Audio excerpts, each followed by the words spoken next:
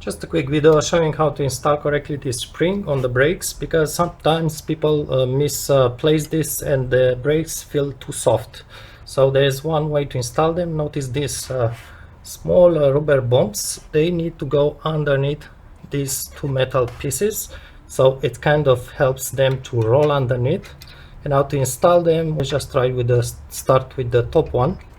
I'll just insert it there, pass this guy underneath, just like that. The other guy goes also underneath, and I will just reach this small end and insert it into the hole.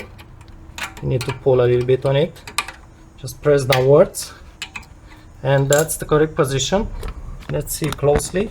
So this piece, this part goes behind the bracket of the caliper. Again, this end inserted, and the small bushing or whatever name is, it goes underneath there.